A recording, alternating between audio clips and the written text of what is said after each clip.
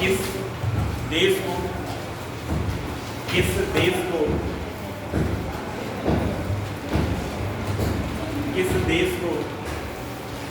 WHO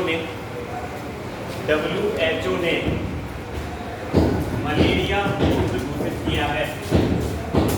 malaria मुक्त घोषित किया है। मलेरिया मुक्त घोषित किया है। मलेरिया मुक्त घोषित किया है। क्वेश्चन नोट हो गया? क्या बताया मैंने? क्या बताया बेटा? अब एकदम शांत हो जाओ बेटा, है ना? पढ़ने में ध्यान दो, ठीक है? मैंने क्वेश्चन आपको बताया, हाल ही में WHO ने किस देश को मलेरिया मुक्त घोषित किया हुआ है, ठीक है? समझेंगे। सबसे पहले अगर मैं बात कर लेता हूँ WHO ने किसने किया बेटा? WHO ने। पहले तो आप लोग आंसर लिखेंगे मिस्र। कौन सा देश है आपका बेटा? मिस्र। समझ में आया या नहीं आया? ठीक है, चलिए पहले इसका आंसर लिखेंगे। हाल ही में किस देश को WHO ने मलेरिया मुक्त घोषित किया है? इसका आंसर क्या बताओगे बेटा? मिस्र किया है। ठीक है, क्लियर होगी बात? मिस्र की राजधानी क्या बेटा? काहिरा राजधानी। क्या बताओगे बेटा? काहिरा बताओगे। समझ में आ रहा है या नहीं आ रहा? अगर मैं नेक्स्ट क्वेश्चन यहाँ से ये पूछ लेता हूँ, मिस्र को किस नदी का वरदान कहा जाता है? नील नदी का वरदान कहा जाता है। ये दोनों क्वेश्चन नोट कर लीजिए। क्या लिखेंगे बेटा? नील नदी का वरदान कहा जाता है। नील नदी का वरदान किस आपकी नदी को कहा जाता है? किस देश की कहा जाता है बेटा? मिस्र की। बात समझ में आई नहीं आई? अब हम बात करते हैं किसकी? WHO की बात करते हैं, ठीक है? और इसे समझने का प्रयास करते हैं, इंपोर्टेंट रहेगा आपके एग्जाम के लिए।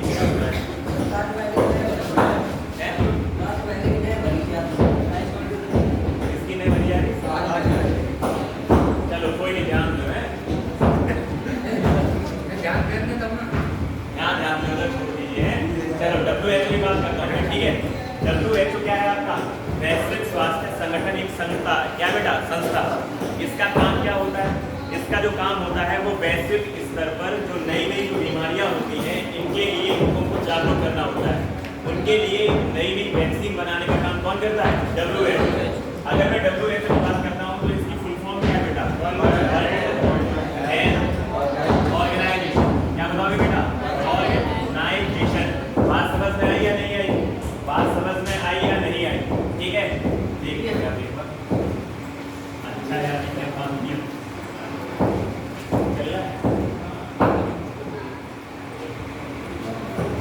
ठीक है, इसे क्या बोलते हैं बेटा? World Health Organization. ये जो संस्था है ये वैश्विक संस्था है और इसका काम मैंने क्या बताया? नई नई बीमारियों के लिए क्या करना बेटा?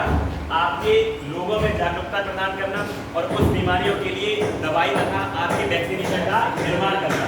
इसमें जो आपके जो कंट्री हैं, जैसे जो डेवलपिंग कंट्री है, जैसे मैं अमेरिका की बात करता हूँ, चाइना की बात करता हूँ, ये क्या करते हैं? इसको फंड देते हैं, और जो फंड देते हैं तो ये आपकी बीमारियों के लिए क्या करता है बेटा? काम करता है। बात समझ में आई नहीं है? ठीक है, अगर मैं बात कर लेता हूँ, किसकी बात करता हूँ? वर्ल्ड हेल्थ ऑर्गेनाइजेशन के द्वारा एक आपका नियम है कि कोई भी देश के अंदर 3 साल के किसी भी बीमारी का कोई भी अगर पेशेंट नहीं पाया जाता है तो उस बीमारी से उस देश को क्या कर दिया जाएगा? मुक्त घोषित कर दिया जाएगा। पहली बात समझ में आई या नहीं है? मलेरिया का मिस्र के अंदर 3 साल से कोई भी पेशेंट नहीं पाया गया, जिस कारण WHO ने मिस्र को क्या कर दिया बेटा? मलेरिया फ्री कर दिया। बात समझ में आ गई या नहीं है? ठीक है, आया ना? ठीक, चलिए पहले मैं बात कर लेता हूँ किसकी? WHO की, फिर आता हूँ मलेरिया।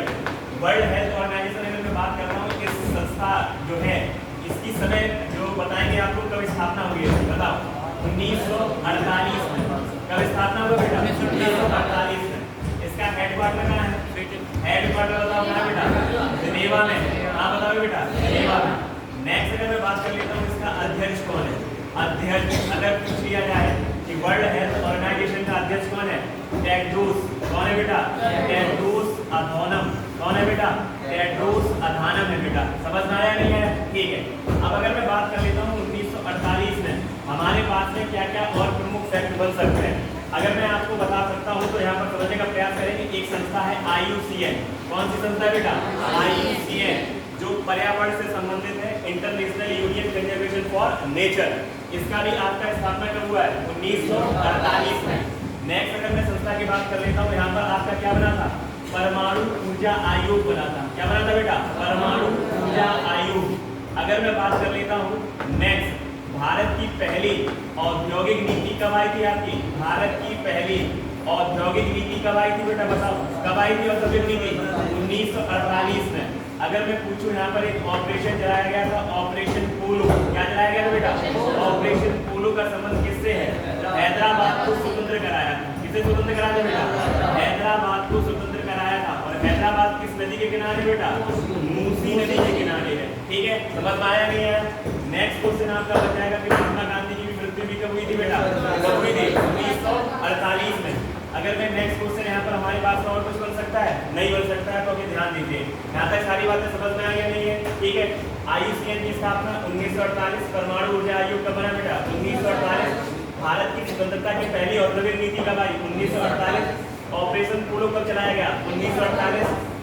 हैदराबाद में जो आपके निजाम थे, निजामों को किस ऑपरेशन के तहत भगाया गया था, ऑपरेशन पोलो। और अगर मैं पूछूं महात्मा गांधी की मृत्यु भी कब हुई बेटा, 1948। वर्ल्ड हेल्थ ऑर्गेनाइजेशन है, इसकी स्थापना भी कब हुई है, 1948। पूरा समय है 7 अप्रैल। क्या बताओगे बेटा, 7 अप्रैल। इसीलिए 7 अप्रैल को आप क्या मनाते हैं, अंतरराष्ट्रीय स्वास्थ्य दिवस। क्या मनाते हैं बेटा, अंतरराष्ट्रीय स्वास्थ्य दिवस। ये वाला जो टॉपिक था आपका WHO मैंने समझा दिया, ठीक है। अब अगर मैं बात कर लेता हूँ मलेरिया, किसकी बात करता हूँ बेटा, मलेरिया। मलेरिया जो है, मलेरिया की अगर मैं बात करता हूँ, ये क्या है आपको होने वाली जो बीमारी है, अगर मैं पूछ लेता हूँ कि इसमें आपके एक होता है वाहक। क्या होता है बेटा, वाहक। और एक होता है कारक। क्या होता है बेटा, कारक। एक है वाहक और एक है कारक। अगर मैं पूछूं इसका वाहक क्या है, वाहक, वाहक होता है फैलाने वाला, जिसके द्वारा फैलाया जाता है। तो अगर मैं पूछूं तो वाहक बताओगे मादा एनफ्लूएंजा। क्या बताओगे बेटा, मादा एनफ्लूएंजा। समझ में आ रहा है या नहीं आ रहा। और कारक क्या है, प्लाज्मोडियम। क्या बताओगे बेटा, प्लाज्मोडियम। समझ में आ रहा है या नहीं आ रहा, ठीक है। मलेरिया अगर मैं पूछूं किसके द्वारा फैलाया जाता है, मादा एनफ्लूएंजा। और अगर मैं कारक पूछूं तो क्या बताओगे, प्लाज्मोडियम। अब थोड़ा इसके बारे में मैं बता देता हूँ आपको कि जो मलेरिया है, मलेरिया चलो इससे पहले थोड़ा और इसे देख लेते हैं। अगर मैं पूछूं दवाई के तौर पर हम इसमें क्या प्रयोग करते हैं, बताओ। दवाई के तौर पर इसमें हम क्या प्रयोग में लाते हैं, बताओ। कुनैन लाते हैं। क्या लाते हैं बेटा, कुनैन। अब ये जो कुनैन है, ये कुनैन हमें किससे प्राप्त होता है, सिनकोना के वृक्ष से। किससे प्राप्त होता है बेटा, सिनकोना के वृक्ष से। अब अगर मैं बात कर लेता हूँ सिनकोना का जो वृक्ष है, कल मैं आपको टाइप ऑफ फॉरेस्ट पढ़ा रहा हूँ या नहीं पढ़ा रहा हूँ, तो उसमें आपको सबसे पहले मैंने कौन सा वृक्ष पढ़ाया है, आपको कौन से पढ़ाए हैं, एवरग्रीन वृक्ष पढ़ाए हैं। तो एवरग्रीन में जो आपके वृक्ष हैं वो किसके अंतर्गत आया, सिनकोना। एवरग्रीन वृक्ष के अंतर्गत आता है। अभी मैं आपको लिखवाऊंगा, उसके एग्जाम्पल कर लिए एक बार मैंने। अब अगर मैं बात करता हूँ विश्व में, आइए कहाँ, ये विश्व में, ये आप इंडोनेशिया देख पा रहे होंगे। क्या देख पा रहे होंगे, इंडोनेशिया। यहाँ पर आपके द्वीप पड़ते हैं। क्या पढ़ते हैं, द्वीप। जावा। क्या बताओगे, जावा। जावा पे सिनकोना के सर्वाधिक वृक्ष पाए जाते हैं। किसके पाए जाते हैं, सिनकोना के। और सिनकोना की छाल से हमें क्या प्राप्त होता है बेटा, कुनैन बनाते हैं। क्या बनाते हैं, कुनैन। समझ में आ रहा है नहीं आ रहा, कुनैन की गोलियां, कुनैन नहीं होता भाई, क्या कुनैन की गोलियां, तो ये अलग हो गया, कुनैन नहीं होता बेटा। सिनकोना की छाल, सिनकोना की वृक्ष से हम क्या बनाते हैं, कुनैन बनाते हैं। समझ में, कुनैन की गोलियां रखी जाती है किसमें, कपड़ों को संरक्षित करने के लिए। समझ में आ रहा है या नहीं आ रहा, क्या कह रहे हो, क्या कह रहे हो बताओ। हाँ हाँ, क्या कह रहे हो, ये जानते हैं कि कुनैनी उसे कहते हैं जो दवाई होती है, सिनकोना वृक्ष से कुनैन प्राप्त किया जाता है। हाँ, कुनैन, ठीक है। इसे याद रखिए, कुनैन की गोलियां आपके यहाँ पे काम में आएंगी, ठीक है, देखिए ना। अगर मैं बात करता हूँ यहाँ पर, अगर नेक्स्ट पॉइंट बन जाएगा कि इसके दौरान आपका प्रभावित अंग कौन सा होता है, प्रभावित अंग। प्रभावित अंग बताओगे क्या होता है, बताओ मुझे, आरबीसी होता है। क्या होता है बेटा, आरबीसी। समझ में आया नहीं आया, ठीक है। अब मलेरिया के बारे में मैंने आपको पहले बताया, तो मलेरिया है, इस मलेरिया को अगर मैं बात करता हूँ आपसे, अंडमान निकोबार में एक जेल है आपकी, कौन सी है, सेलुलर जेल है ना। सेलुलर जेल जो है, ये अंग्रेजों ने जेल के तौर पर इसका विकास नहीं किया था, इसका विकास एज अ पैलेस के रूप में किया था। और जो अंडमान निकोबार है वो कहाँ है आपके, कहाँ पे है बेटा बताओ, बंगाल की जो खाड़ी है, हिंद महासागर है, उसमें आपके स्थित है या नहीं है। वहाँ पर और पास में क्या भरा हुआ है, पानी। और नमी जहाँ पर होगी वहाँ पर क्या पाया जाएगा बेटा, क्या पाया जाएगा, मच्छर। जब मच्छर वहाँ पर होगा तो अंग्रेज वहाँ पर रहने गए, और अंग्रेज जब रहने गए तो वहाँ पर उन्हें क्या लगा बेटा, बीमारियाँ लगी। उस समय भारत की स्थिति या और पूरे विश्व की स्थिति इतनी सुदृढ़ नहीं थी कि इस बीमारी के बारे में पता लगा सके। तो जब भारत में ये जो मच्छर काटते थे तो इसे काला भूत के नाम से जानते थे। किसके नाम से बेटा? काला भूत के नाम से जानते थे। और काला भूत इन द सेंस इसलिए कहते थे कि जब ये आपको बुखार आता था, मलेरिया में क्या लगती है? सर्दी। और सर्दी के साथ में आप क्या ओढ़ते हो? कंबल। तो जब सर्दी लगेगी और कंबल आप जब ओढ़ेंगे तो उसे भूत के रूप में ऐसा आपके एनसीईआरटी में लिखा हुआ है। बात समझ में आई? तो सीटेट वाले होंगे उन्होंने पढ़ा होगा। इतनी बात समझ में आ रही है नहीं आ रही? लेकिन एक बार जब अंग्रेजों का दस्ता आया कहाँ से? इंग्लैंड से। तो उसने एक आपके वैज्ञानिक जिनका नाम था रोनाल्ड रॉस। क्या नाम था बेटा? Ronald Ross. रोनाल्ड रॉस ने आकर इसकी मलेरिया का क्या किया बेटा? खोज किया। इसीलिए उन्हें 1902 में चिकित्सा के क्षेत्र में नोबेल का पुरस्कार दिया गया। क्या दिया गया बेटा? नोबेल पुरस्कार। बात समझ में आई या नहीं आई? अगर आपसे पूछा जाए कि इसकी जो खोज करने वाले व्यक्ति थे वो कौन थे बेटा? खोज करता कौन है? रोनाल्ड रॉस है। कौन बताओगे बेटा? Ronald Ross. और इन्हें 1902 में क्या दिया गया बेटा? नोबेल का जो चिकित्सा के क्षेत्र में नोबेल पुरस्कार दिया जाता है वो दिया गया। बात समझ में आया नहीं आया? इसे नोट कर लीजिए, फिर हम लोग आगे बढ़ते हैं।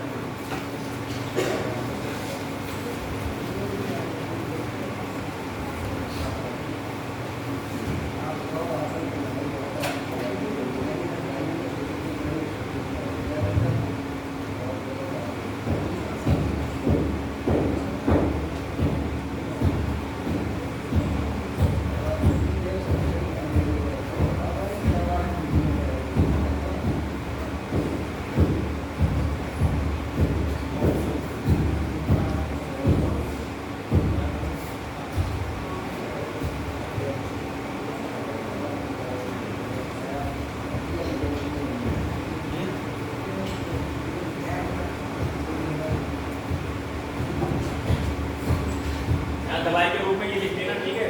तो नेक्स्ट ये लिखा हुआ था।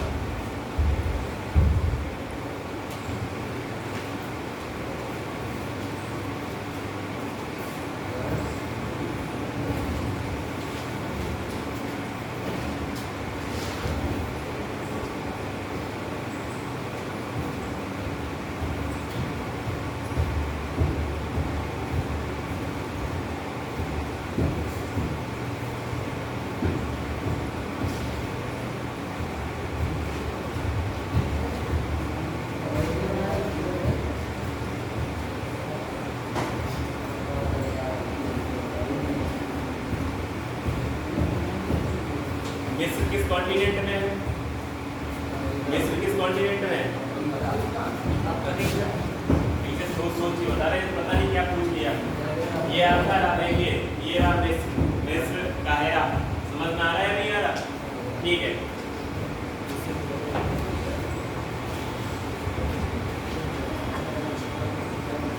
कैटूस अरानम।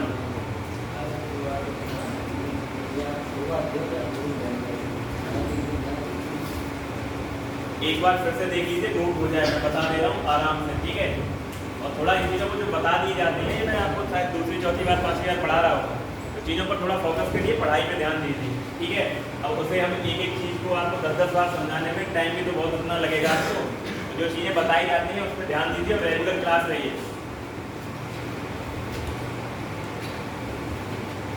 ठीक है? यूट्यूब से फुर्सत नहीं मिल पा रही, यूट्यूब से पढ़ोगे। चलिए यूट्यूब से पढ़ लो, कहीं से पढ़ो, पढ़ लो, है ऑफलाइन नहीं पढ़ पा रहे, यूट्यूब पढ़ेंगे। किस पे बैठ से? इसके लिए यूट्यूब से पढ़ने के लिए। चलो ध्यान दो यहाँ पे, ठीक है? एक बार ध्यान देते हैं, लिख लिया सभी लोगों ने? सब नोट कर लिया? जिसका जो छूट जाए वो क्या कर ले? कवर कर ले उसे, है ना? हाल ही में WHO ने किस देश को बेटा मलेरिया फ्री किया है? मिस्र। मिस्र किस कॉन्टिनेंट में आता है? Africa continent. मिस्र की राजधानी क्या है? काहिरा। इसे क्या बोलते हैं बेटा? नील नदी का वरदान। अगर मैं बात करता हूँ WHO क्या है? ये एक वैश्विक स्वास्थ्य संस्था है। क्या है बेटा? वैश्विक स्वास्थ्य संस्था है जो बीमारियों के बारे में अवेयर करती है तथा उसके लिए वैक्सीन बनाती है। क्या बनाती है? वैक्सीन बनाती है। जो इसमें आपके डेवलपिंग कंट्री हैं वो क्या करते हैं? इसमें फंडिंग करते हैं। As America, as China. जब कोरोना आया था उसके दौरान, जब आपका कोरोना है जो उसका एपी सेंटर कहाँ माना जा रहा था? चाइना के अंदर माना जा रहा था। वुहान जो शहर था वहाँ पे माना गया था। लेकिन जो आपका WHO है इसने प्रूफ तौर से ये नहीं कहा था कि जो ईपी सेंटर है वो वुहान से है, क्योंकि आपका इसमें उस समय सबसे ज़्यादा जो फंडिंग कर रहा था वो अमेरिका कर रहा था, और चाइना के दबाव में आके WHO ने ये डिक्लेयर नहीं किया कि जो कोरोना का जो आपका ऑफिशियली जो देश है वो कौन है बेटा, चाइना। इसलिए इसमें से आपके अमेरिका ने अपने आप को पीछे कर लिया, फिर इनसे फंड करना बंद कर दिया। समझ में आ रहा है नहीं आ रहा? ठीक है। अगर मैं WHO की बात करता हूँ, वर्ल्ड हेल्थ ऑर्गेनाइजेशन है ये। अगर मैं बात करता हूँ इसकी स्थापना कब हुई है, 1948 में हुई है। हेडक्वार्टर कहाँ है बेटा, जिनेवा में है। अध्यक्ष कौन है, टेड्रोस अधानम है। अगर मैं 1948 की महत्वपूर्ण फैक्ट की बात करता हूँ तो इन्वायरमेंट से संबंधित एक संस्था है जिसका नाम है IUCN, जिसकी स्थापना भी कब हुई है, 1948 में हुई है। International union conservation for nature, परमाणु ऊर्जा आयोग कब बना, 1948 में बना। भारत की स्वतंत्रता के बाद पहली औद्योगिक नीति कब आई, 1948 में आई। 1948 में ही ऑपरेशन पोलो चलाया गया, और ऑपरेशन जो पोलो है वो हैदराबाद में जो निजाम थे, निजामों को बाहर भगाने के लिए हमने ऑपरेशन पोलो चलाया। समय क्या था बेटा, 1948। और महात्मा गांधी की हत्या भी कब हुई है, 1948 में। अगर मैं बात कर लेता हूँ कि जो आपका ये पूरा जो समय है 7 अप्रैल 1948 है, इसीलिए हम 7 अप्रैल को अंतर्राष्ट्रीय स्वास्थ्य दिवस मनाते हैं। अब हम बात करते हैं मलेरिया की। मलेरिया जो है आपका, ये क्या है आपका, एक बीमारी है जिसमें अगर मैं बाहर की बात करता हूँ तो मादा एनफ्लूएंजा आपका जो मच्छर होता है फीमेल, अगर मैंने आप लोगों को बताया भी होगा कि जो मच्छर मादा एनफ्लूएंजा है ये क्या करता है बेटा, ब्लड को सक करता है। और ब्लड को सक क्यों करता है, क्योंकि मैंने आपको बताया होगा दिन में ये अपने पोषण की प्राप्ति किससे करते हैं बेटा, हरे भरे जो पेड़ पौधे होते हैं इसको आपको सक करते हैं, और सक करने के बाद में अपने पोषण को क्या करते हैं बेटा, प्राप्ति करते हैं। अच्छा एक बात बताओ मुझे, ये ब्लड पे ही क्यों डिपेंड है, ये आप कोई ठोस पदार्थ क्यों नहीं खा सकते हैं? अरे हम जो पूछ रहे हैं उस पर ध्यान दो बेटा। मैंने पूछा है कि ये जो आपका जो मच्छर है परजीवी, परजीवी का मतलब मैंने बताया जो दूसरों पर क्या हो बेटा, निर्भर है। अगर मैंने बताया ये ब्लड को ही सक क्यों करते हैं, ये रोटी क्यों नहीं खाते, इनमें छोटा मुंह होता है। अच्छा बहुत अच्छी बात है ना। डाइजेशन के लिए इसमें आंत नहीं होती है। समझ में आ रहा है नहीं आ रहा? लिक्विड लेते हैं, क्या लेते हैं, लिक्विड, है ना। लिक्विड डाइट पे रहना है, जैसे तुम लोग ना जब आप अपनी बॉडी मेंटेन करते हो किस पे रहते हो, लिक्विड डाइट में रहते हो, तो ये हमेशा अपने आप को हाँ जूस पी दे जाया करो तुम जाके, हैं ठीक है। चलिए यहाँ तक बात समझ में आई या नहीं आई? तो इसलिए जब ब्लड सक करते हैं, जब ये प्रेग्नेंट होते हैं, क्या होते हैं, प्रेग्नेंट, जो मादा एनफ्लूएंजा होती है अपने बच्चों का पोषण करने के लिए क्या सक करते हैं बेटा, ब्लड करते हैं। बात समझ में आई या नहीं है? तो पहले मैंने बताया मलेरिया को पहले हम किसके नाम से जानते थे, काला भूत के नाम से या काला आंधी के नाम से जानते थे।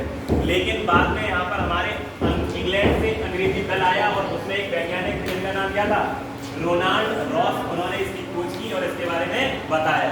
बात समझ में आई या नहीं आई? मलेरिया दिवस कब मनाते हैं, मलेरिया दिवस, मलेरिया दिवस कब मनाते हैं, मलेरिया दिवस बताओ बेटा कब मनाते हैं, 24 अप्रैल। समझ में आया नहीं आया? ठीक है चलिए यहाँ तक बात समझ में आई या नहीं आई? ठीक, चलो आगे देखो बेटा। अच्छा वर्तमान में बताओ मलेरिया देश मुक्त कितने हो चुके हैं, वर्तमान में कितने मलेरिया देश मुक्त हो चुके हैं, कितने हो चुके हैं, 44। कितने हो चुके हैं बेटा, 44 मुक्त हो चुके हैं। और अगर मैं पूछ लेता हूँ आर्टिकल 44 में क्या है, आर्टिकल 44 बताओ, यूनियन सिविल कोड क्या है बेटा, यूनियन सिविल कोड। समझ में आ रहा है नहीं आ रहा? समान सिविल संहिता, और भारत के अंदर समान सिविल संहिता को हाल ही में लागू करने वाला कौन सा राज्य है, उत्तराखंड है। और गोवा में आपके लागू है या नहीं है या नहीं? ठीक है, तो भारत का पहला राज्य लागू करने वाला कौन है, गोवा। हाल ही में पास करने वाला कौन है, उत्तराखंड। समझ में आई बात या नहीं है? ठीक है, अब हम आगे बढ़ते हैं, एक नेक्स्ट क्वेश्चन और नोट करके देखेंगे, इम्पोर्टेंट। ठीक है चलिए हमें लास्ट पॉइंट बताइए, हम कहाँ पे थे, वहाँ से पढ़ाना प्रारंभ करें। अब उससे हम बात स्टार निकाल दिया था।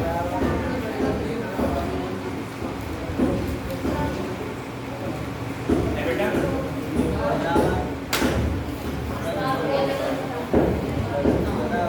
उष्णकटिबंधीय वन आपको पढ़ा रहे थे ना, उष्णकटिबंधीय सदाबहार वन पढ़ा रहे थे। ठीक है, तो वन को मैंने पढ़ा दिया था, उसमें आपको आगे समझने का आप क्या करेंगे, प्रयास करते हैं। चलो मैं थोड़ा पूछ लेता हूँ आपसे, अगर मैं आपसे ये पूछता हूँ कि उष्णकटिबंधीय सदाबहार वनों के लिए हमारे पास में कितनी आपके सेंटीमीटर वर्षा अधिक, और आपके तापमान कितना होना चाहिए? 30 डिग्री सेंटीग्रेड से अधिक। बात समझ में आई है नहीं है? ठीक है। अगर मैं बात करता हूँ जो सदाबहार वन होते हैं वो कैसे वन होते हैं? सघन होते हैं या बदल होते हैं? कैसे होते हैं? सघन होते हैं। और इसकी प्रॉपर्टी मैंने आपको क्या लिखाई थी बताओ? और कुछ लिखवाई थी है? यहाँ पर सर्वाधिक जैव विविधता पाई जाती है। अच्छा अभी हाँ बेटा मेरी बात सुनो है। अब यहाँ पर मेरी बात सुनिए। अभी हाल ही में 2-3 दिन पहले आपने एक सम्मेलन के बारे में पढ़ा होगा, पढ़ा या नहीं पढ़ा है? संयुक्त आपका जैव विविधता सम्मेलन हुआ है। किसका हुआ बेटा? संयुक्त जैव विविधता सम्मेलन COP 16। कौन सा हुआ है?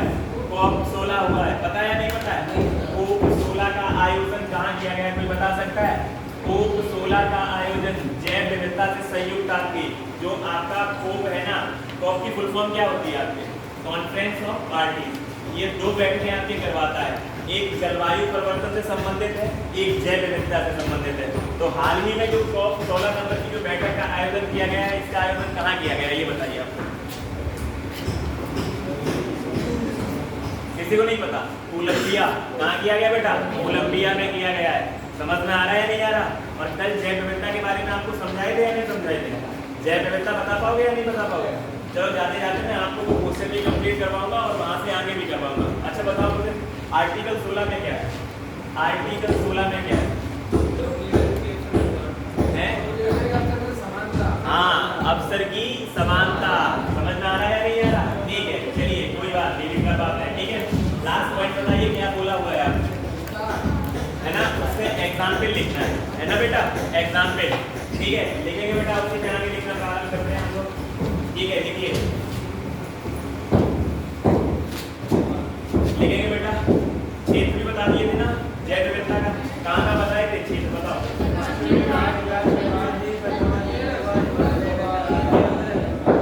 कहाँ बताए थे? पश्चिमी घाट में, लक्षद्वीप में, अंडमान निकोबार में, शिलोंग का पठार और आपके हिमालय की तलहटी क्षेत्र में। ये सारा का सारा रीजन बता दिया।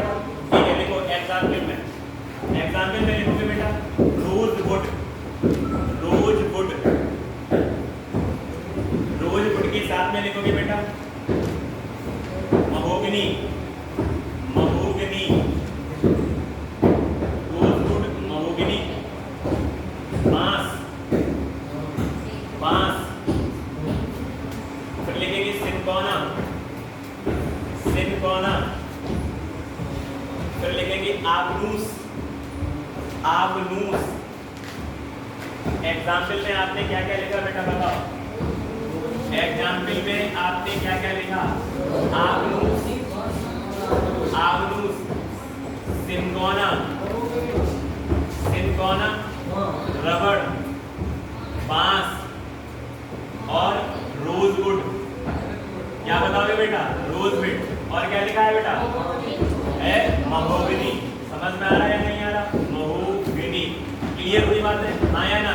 ठीक है ये सारे के सारे जो पौधा है कहाँ पाए जाते हैं बेटा? Evergreen forest. समझ में आई यहाँ तक बात? समस्या है तो यहाँ तक नहीं है। ठीक है हल्का सा मैंने भी आपको ये सिरकोना के बारे में बता दिया है। सिरकोना की छाल से हम पुनैन की गोलियां बनाते हैं। कौन सी गोलियां बनाते हैं बेटा? पुनैन।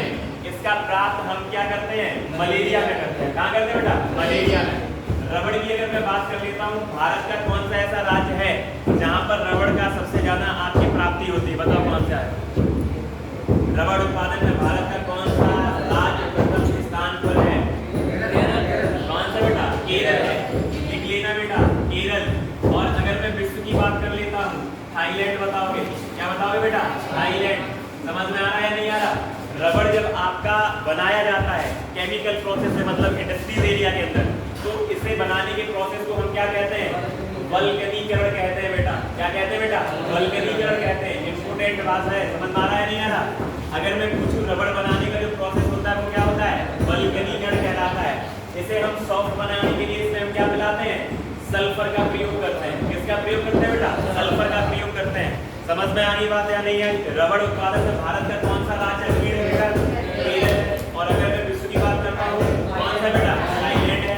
अगर मैं बात करता हूँ जब रबड़ को हम सिंथेसिस करते हैं, बनाते हैं उसे, तो हम उस प्रोसेस को क्या बोलते हैं बेटा? वल्कनीकरण कहते हैं। और उसे सॉफ्ट बनाने के लिए हम उसमें क्या मिलाते हैं बेटा? सल्फर मिलाते हैं। That clear? हाँ या ना? कोई समस्या यहाँ तक?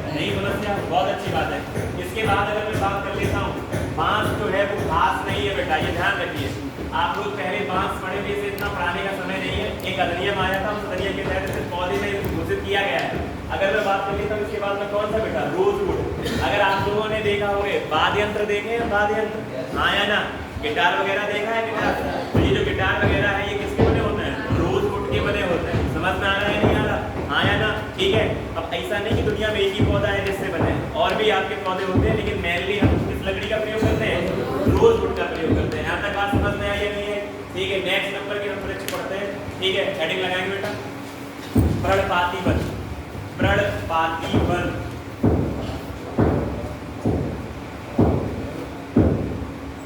पर्णपाती वन, ठीक है, हेडिंग लग गया, पर्णपाती।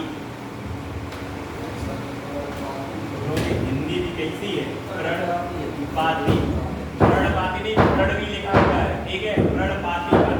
समझ में आ रहा है नहीं आ रहा? इसका अन्य नाम लिखेंगे बेटा, अन्य नाम पतझड़ वन, पतझड़ वन। क्या लिखेंगे बेटा नाम, पतझड़ वन, ठीक है। देखिए इसके लिए आवश्यक वर्षा, इसके लिए आवश्यक वर्षा 70 से 200 सेंटीमीटर तक, 70 से 200 सेंटीमीटर तक होनी चाहिए। मिनिमम कितना होना चाहिए, 70, मैक्सिमम कितना होना चाहिए, 200 सेंटीमीटर। नेक्स्ट लिखेंगे बेटा, इन वनों के वृक्ष, इन वनों के वृक्ष शीत ऋतु में, शीत ऋतु में पत्तियों को,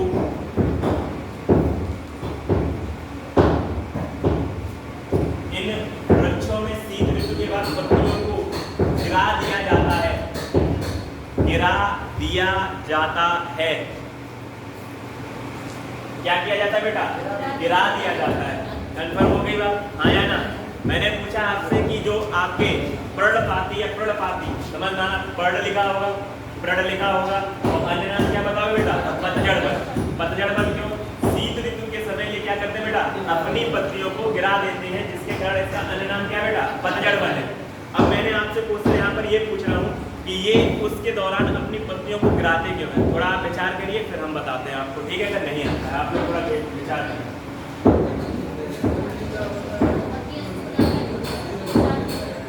ऐसा क्यों रूप जाती है, क्या जाती है, ऐसा क्यों?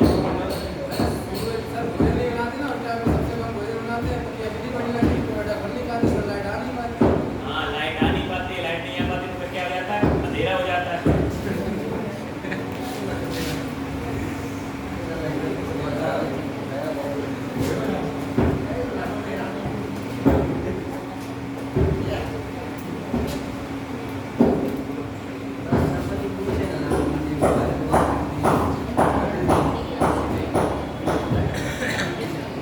बता बेटा, पत्तियां क्यों गिरा देते हैं? कितना ही पता था, आप लोग बताइए, नहीं बताओगे आप लोग, पत्तियां क्यों गिरा देते हैं? नई पत्तियां आई इसलिए पुराने गिरा देना चाहिए। अगर नए कपड़े आपके पास आते तो पुराने कपड़े क्या करते हैं, तो क्या है। चलिए यहाँ तक मेरी बात को समझने का प्रयास करिए। अगर मैं बात करता हूँ, ये हमारे पास में एक पौधा है, क्या है बेटा, पौधा है, और पौधे में हमारे पास में क्या होती है बताओ, पौधे में होती है पत्तियां, और पत्तियों के अंदर होता है रंध्र, स्टोमेटा होता है। क्या होता है बेटा, स्टोमेटा। उन रंध्र के माध्यम से हम बाष्पोत्सर्जन करते हैं। क्या करते हैं बेटा, बाष्पोत्सर्जन। लेकिन बाष्पोत्सर्जन होगा बेटा जब ऊपर टेम्परेचर होगा। क्या होगा बेटा, टेम्परेचर। और यहाँ टेम्परेचर है या नहीं है, टेम्परेचर आपके गर्मी की तुलना में यहाँ पर टेम्परेचर सामान्य हो जाता है। अब जाइलम के द्वारा क्या लिया जा रहा है, पानी। अब पानी लिया जाएगा तो वहां से आपके पत्तियां कैसे, अगर पत्तियों से बाष्पीकरण हो नहीं रहा है, अगर नहीं होगा तो उसका मास बढ़ेगा, बढ़ेगा या नहीं बढ़ेगा, जिस कारण आपका जो पौधा है वो क्या हो जाएगा, खराब हो जाएगा। इसलिए पत्तियां अपनी पत्तियों को क्या करते हैं, गिरा देते हैं, बाष्पीकरण उत्सर्जन की प्रक्रिया नहीं होती है। समझ में आई बात या नहीं आई, ठीक है। चलिए नेक्स्ट देखेंगे बेटा, भारत में सर्वाधिक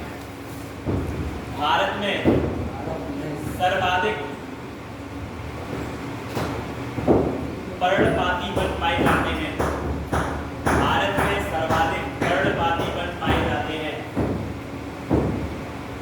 ये वन सर्वाधिक मध्य प्रदेश, ये वन सर्वाधिक मध्य प्रदेश में पाए जाते हैं। ये वन सर्वाधिक मध्य प्रदेश में पाए जाते हैं। कहाँ पाए जाते हैं? मध्य प्रदेश में पाए जाते हैं। नेक्स्ट पॉइंट लिखेंगे बेटा, इनका विस्तार उत्तर भारत से लेकर, इनका विस्तार उत्तर भारत से लेकर तमिलनाडु तक है। उत्तर भारत से लेकर तमिलनाडु तक है। कहाँ तक है बेटा? तमिलनाडु तक है। ठीक है, एक बार समझने का प्रयास करेंगे और इस मैप को भी बनाते रहेंगे। ठीक है, इससे आपको हेल्प मिलेगी। ठीक, चलिए अगर मैं बात करता हूँ,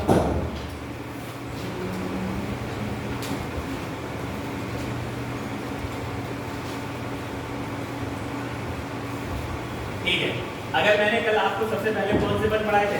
सदाबहार वन पढ़ाए थे। सदाबहार वन थे आपके, सदाबहार वन। अगर मैं बात इनकी करता हूँ तो इनका एरिया क्या क्या था बताइए मुझे। ये जो पश्चिमी घाट है, ये वाला पूरा का पूरा जो एरिया है, ये किसका था बेटा? सदाबहार वन। ये आप लक्षद्वीप देख पा रहे हैं, यहाँ पर आप अंडमान निकोबार देख पा रहे हैं। ये आपका पूर्वोत्तर भारत है, शिलोंग का पठार है। ये हिमालय का तलहटी क्षेत्र है। क्या बेटा? तलहटी शिवालिक क्षेत्र है। हाँ या ना? ठीक है, अभी मैंने आपको ये बताया कि जो पर्णपाती वन, कौन सा बेटा? पर्णपाती वन, इनका विस्तार उत्तर भारत से लेकर तमिलनाडु तक है। कहाँ तक है बेटा? ये नीचे आप देख पा रहे हो, ये राज्य है आपका कौन सा है? तमिलनाडु। उत्तर भारत में कुछ इस तरीके से इनका विस्तार है, इस तरीके से। समझ में आ रहा है या नहीं आ रहा? ये वाला जो एरिया है, ये कौन से वनों का है बेटा? पर्णपाती वनों का एरिया जो है वो ये वाला एरिया है। बात समझ में आई है नहीं है? ठीक है, अगर मैं बात करता हूँ जो पर्णपाती जो आपके वन है, पर्णपाती वन की अगर मैं बात करता हूँ, उसके लिए मिनिमम वर्षा कितनी चाहिए? 70 सेंटीमीटर। मैक्सिमम वर्षा कितनी चाहिए? 200 सेंटीमीटर। अगर मैं बात ये कर लेता हूँ कि ये जो वन है भारत के अंदर सर्वाधिक पाए जाते हैं, और उसमें से भी किस राज्य में सर्वाधिक पाए जाते हैं? मध्य प्रदेश में पाए जाते हैं। क्लियर हो गई बात? हाँ या ना? ठीक है, एग्जाम्पल में लिखेंगे कौन कौन से वन। ठीक है, लेकिन बेटा चलिए थोड़ा से और डिफाइन करते हैं, फिर लिखवाते हैं। ठीक है, एग्जाम्पल भी लिखवाते हैं। ठीक है, देखिए बेटा, पर्णपाती वन दो प्रकार के होते हैं। पर्णपाती वन दो प्रकार के होते हैं। ठीक है बेटा, जहां पर आपने दो प्रकार के लिखे हैं पर्णपाती वन, यहाँ इस तरीके से डिवाइड कर लेना। इधर लिखना बेटा आर्द्र पर्णपाती वन, आर्द्र पर्णपाती वन, और इधर लिखना बेटा शुष्क पर्णपाती वन। ठीक है, पर्णपाती वन जो है कितने भागों में बांटोगे? दो भागों में। एक कौन सा बेटा? कौन सा बताओ बेटा? आर्द्र पर्णपाती वन, और एक क्या बताओगे बेटा?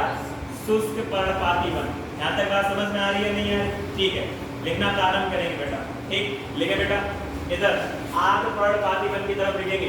पहला पॉइंट बनाएंगे, यहाँ वर्षा 100 से 200 सेंटीमीटर होनी चाहिए।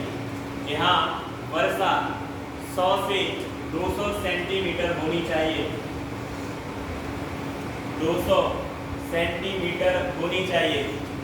एग्जाम्पल में लिखेंगे बेटा वन, लिखेंगे शीशम, शीशम, शीशम, शीशम के बाद लिखेंगे बेटा साल। क्या लिखेंगे बेटा? साल। साल के बाद लिखेंगे बेटा आम, साल के बाद लिखेंगे आम, आम के बाद लिखेंगे सागौन, सागौन, महुआ, महुआ, खैर, खैर का वृक्ष, खैर। ठीक है, देखा? ठीक, मैंने आपको यहाँ पर वन बताया है, कौन सा? आम का बताया बेटा, खैर का वृक्ष बताया है, महुआ बताया है, शीशम बताया है, शीशम बताया, और क्या बताया? सागौन बताया है। ठीक है, और सारे ये पौधे हो गए आपके जो मैंने मेनली जो यहाँ लिखे हैं आपसे। आप इन चीजों पर ध्यान रखिए कि ये आपके एग्जाम्पल पूछे हुए गए हैं, आपके समझ में आ रहा है नहीं आ रहा? ठीक है, लिखेंगे शुष्क पर्णपाती की तरफ लिखेंगे यहाँ वर्षा 70 से 100 सेंटीमीटर होती है। यहाँ वर्षा 70 से 100 सेंटीमीटर होती है। ठीक है, एग्जाम्पल में लिखेंगे बेटा तेंदू, तेंदू, तेंदू, तेंदू, फ्लास, फ्लास या फ्लास, ठीक है, लिखे दे फ्लास लिखे। तेंदू, तेंदू का आपने नहीं सुना है? पलास, क्या बोला बेटा? ग्रीन टी, बीड़ी, हाँ बीड़ी, ठीक है। चलिए, तेंदू के पत्ते से क्या बनती है? बीड़ी बनती है, ठीक है। चलिए, और पत्तल की बनती है, समझ में आ रहा नहीं आ रहा? ठीक है, चलो। और ये जो आपका जो हाथों से जो उपयोग लगाए जाते हैं इसे क्या बोलते हैं बेटा? हथकरघा उद्योग बोलते हैं। क्या बोलते हैं बेटा? हथकरघा उद्योग। समझ में आई बात है नहीं आई? ये आपका आगे जब यहाँ निकलोगे गुड़सागंज वाली जो एरिया है, यहाँ पर आपकी बीड़ी का बहुत ज्यादा कारोबार है। समझ में आ रहा? घर में जो महिलाएं हैं वो क्या करती है बेटा? बीड़ी बनाती है ना। समझ में आ रहा है नहीं आ रहा? ठीक है, चलिए कोई बात नहीं है, ठीक है। नेक्स्ट लिखेंगे बेटा आंवला, आंवला, आंवला, नींबू, आंवला, नींबू और नीम। क्या लिख लेना बेटा? नीम, ठीक है। यहाँ तक बात समझ में आई है नहीं है? ठीक, एक बात देखिए बेटा, पर्णपाती जो वन है इन्हें 70 से लेकर 200 सेंटीमीटर तक आवश्यक वर्षा चाहिए। इस दैट के लिए हाँ या ना? अगर मैं पूछ लेता हूँ इनका जो विस्तार है उत्तर भारत से लेकर कहाँ तक है? तमिलनाडु तक है। भारत के सर्वाधिक विस्तृत क्षेत्रफल पर क्या है? ये फैले हुए हैं। दूसरा क्वेश्चन, भारत के किस राज्य में सर्वाधिक वन पाए जाते हैं? पर्णपाती वन मध्य प्रदेश में पाए जाते हैं। अगर मैं पूछ लेता हूँ इन्हें दो भागों में बांटा गया है। एक भाग जो इसका है वो क्या है? आर्द्र पर्णपाती वन है। एक क्या बेटा? शुष्क पर्णपाती वन है। आर्द्र जो पर्णपाती वन है वहां पर वर्षा कितनी होनी चाहिए? कितनी बेटा? 100 से 200। अगर मैं उसमें पूछूं जो कुछ एग्जाम्पल है, आम, खैर, महुआ, शीशम, सागौन, इस प्रकार के जो वृक्ष हैं उस एरिया के अंतर्गत आएंगे। अगर मैं बात कर लेता हूँ किसकी बात करूंगा बेटा? शुष्क आपके, शुष्क में कौन सा आएगा? तेंदू आएगा, फ्लास आएगा, आंवला, नींबू वगैरह। इसमें से आपके लिए आंवला की मैं बात करता हूँ। किसकी बात करता हूँ बेटा? आंवला की बात करता हूँ, ठीक है। अगर मैं आंवला की बात करता हूँ बेटा तो आंवला में अगर मैं पूछूं कि किसका आपका प्रचुर स्रोत है? Vitamin C. क्या बताओगे बेटा? Vitamin C. अगर मैं बात कर लेता हूँ यूपी से संबंधित आपसे अगर क्वेश्चन पूछा जाएगा तो आंवला उत्पादन में प्रतापगढ़, क्या बताओगे बेटा? प्रतापगढ़ जो आपकी डिस्ट्रिक्ट है प्रथम स्थान रखता है। आंवला का अगर मैं पूछ लेता हूँ हरा रंग, कैसा रंग बेटा? हरा रंग किस वर्णक के कारण होता है? तो याद रखेंगे वर्णक होता है जिसका नाम होता है टेनिन। क्या होता है बेटा? टेनिन। बात समझ में आई या नहीं आई? ठीक है, मैंने आंवला से संबंधित क्वेश्चन जो आपके बनते वो मैंने बताए। जो आंवला है वो कैसा बेटा? खट्टे। जितने भी सिट्रिक फ्रूट होते हैं मतलब खट्टे फल होते हैं वो विटामिन सी का क्या होते हैं? स्रोत होते हैं। और आंवला उत्पादन में उत्तर प्रदेश की कौन सी डिस्ट्रिक्ट में? प्रतापगढ़। अगर मैं बात कर लेता हूँ विटामिन सी का रासायनिक नाम क्या है? एस्कॉर्बिक एसिड है। क्या बेटा? Ascorbic acid. विटामिन सी का सेवन करने से दांत आपके कैसे रहते हैं? स्वस्थ रहते हैं, पायरिया मुक्त रहते हैं। समझ में आ रहा है नहीं आ रहा? अगर विटामिन सी में कमी हो गई आपके तो इसे हम कहते हैं ब्यूटी विटामिन। क्या कहते हैं? Beauty vitamin. समझ में आ रहा है नहीं आ रहा? ठीक है, चलिए आगे ध्यान दीजिए कि मैं आपको यहाँ बायोलॉजी नहीं पढ़ा रहा हूँ, अभी जो पढ़ रहे हैं उस पर ध्यान देंगे। अगर मैं पूछूं जो आंवला हरे रंग का होता है इसके अंदर कौन सा प्रोडक्ट होता है बेटा? टेनिन होता है। कैसे याद रखोगे बेटा? इस चीज पर भी थोड़ा ध्यान दोगे। कभी आपने टेनिस खेला है? टेनिस, बैडमिंटन, पहले इसमें डिफरेंशिएशन आप लोग समझ रहे हैं। आप लोग मुझे ये बताएं टेनिस और बैडमिंटन में डिफरेंशिएशन क्या होता है? वो टेबल टेनिस होता है बेटा, है ना? ठीक है, टेनिस अलग होता है बेटा। चलो कोई बात नहीं, और थोड़ा ध्यान में दो, अभी तुम्हें टाइम मिलेगा, है ना? परेशान मत हो।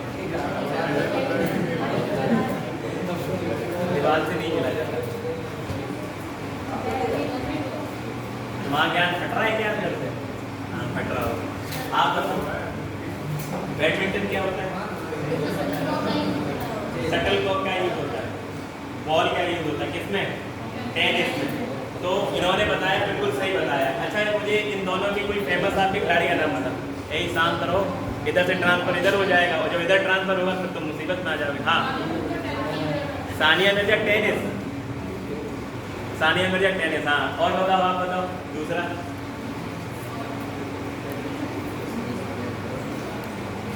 आप लोग बताओ मुझे। हाँ आप बताओ। नहीं पता? साइना नेहवाल को जानते हो आप लोग? हाँ या ना? जानते हो? ठीक है। और सानिया मिर्जा को भी जानते हो? ठीक है। दोनों को डिवाइड कर लो किसमें किसमें कौन है, समझ में आ रहा है नहीं आ रहा? ठीक है। चलिए, बैडमिंटन टेबल टेनिस दोनों मिल गया। टेबल टेनिस अलग होता है, टेनिस अलग होता है। तो जो टेनिस बॉल होती है आपने देखा उसका कलर कैसा होता है बेटा? हरा होता है। कैसा होता है? हरा होता है, ग्रीन। तो आमला हमारा कैसा होता है? ग्रीन होता है। और ग्रीन होगा तो उसमें आपके टेनिस बराबर, आप वो बॉल याद रखो कैसी होती है? हरी। तो टेनिस बराबर आमला हरा है तो क्या याद रखोगे? टेनिस बराबर। क्लियर होगी बात? हाँ या ना? और नहीं तो आमला लगता कहाँ है? टहनियों पे लगता है। तो आमला बराबर टहनी और टहनी बराबर हरा। क्लियर होगी बात? हाँ या ना? ठीक है। चलिए पढ़ते रहिए, आगे पढ़ते हैं नेक्स्ट। ठीक है। चलिए, यहाँ तक बात समझ में आ रही है? 1 मिनट तक अपनी कमेंट देखोगे, पूछते हैं आपसे पहले, फिर आगे बढ़ते हैं। ठीक है। चलिए हाँ बेटा कौन कीजिए। हमें ऐसा लगता तुम्हारे दिन अच्छे आ रहे हैं।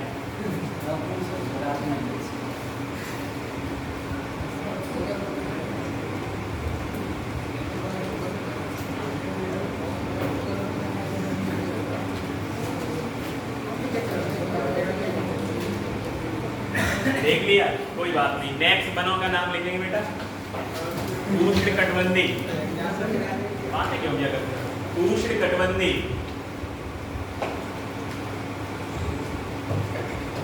कांटेदार वन। उष्णकटिबंधी कांटेदार वन। वनों के लिए मैंने आवश्यक कंडीशन बताई थी आपको, बताई थी या नहीं बताई थी? याद है? क्या क्या होना चाहिए हमारे पास में? मिट्टी होनी चाहिए, वर्षा होना चाहिए, तापमान होना चाहिए। तो ये जो लोग कल आए हो तो उन लोगों को ये ध्यान में रखना चाहिए। जहाँ पर मैं बता रहा हूँ वहाँ से चीज़ों को आप लिखना, यहाँ पे आप क्लास हो जाए। ठीक है। अगर मैं कांटे की बात करता हूँ तो सबसे पहले इसमें आप पॉइंट बनाएंगे कितनी वर्षा की आवश्यकता पड़ेगी। 70 सेंटीमीटर से जहाँ पर भी वर्षा कम होगी वहाँ पर हमारे पास में जो वन होंगे वो कौन से होंगे? कांटेदार वन। या इन्हें बोलेंगे झाड़ियाँ, स्क्रब बोलते हैं। क्या बोलते हैं? स्क्रब। चेहरे पर स्क्रब करते हो आप या नहीं करते हो? चेहरे पे स्क्रब तो जानते हो? स्क्रब कोई नहीं जानता? तुम जॉब करेंगे नाला लागे पे क्या करेगा? परमाणु जानते हो स्क्रब क्या होता है?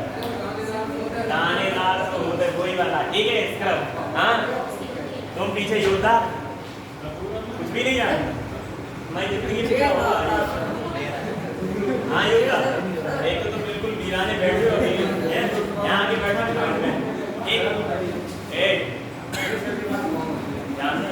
ठीक है। स्क्रब मतलब झाड़ियाँ, या तो वो पौधे किसमें तब्दील हो जाते हैं? वनों में, या किसमें? झाड़ियों में। ठीक है। चलिए ध्यान रखेंगे, पहला पॉइंट नोट करके लिखेंगे। ऐसे स्थान जहां पर वर्षा 70 सेंटीमीटर से कम होती है, 70 सेंटीमीटर से कम होती है, उन स्थानों पर कांटेदार वन पाए जाते हैं। उन स्थानों पर कांटेदार वन पाए जाते हैं। ऐसे लिखवा दिया। ठीक है। आत्मा को शांति मिली। ठीक लिखेंगे बेटा, क्या लिखेंगे? ठीक है। थोड़ा समझ लीजिए। अगर मैं बात करता हूँ, किसकी बात करता हूँ? हम बात करते हैं वन की। इस वाली एरिया में देखो बेटा, ये आपका हमारा मैप में से थोड़ा रफ करते हैं, दोबारा बनाते हैं, वैसे समझने का प्रयास करें। ठीक है। यहाँ समझिए, अगर मैं बात करता हूँ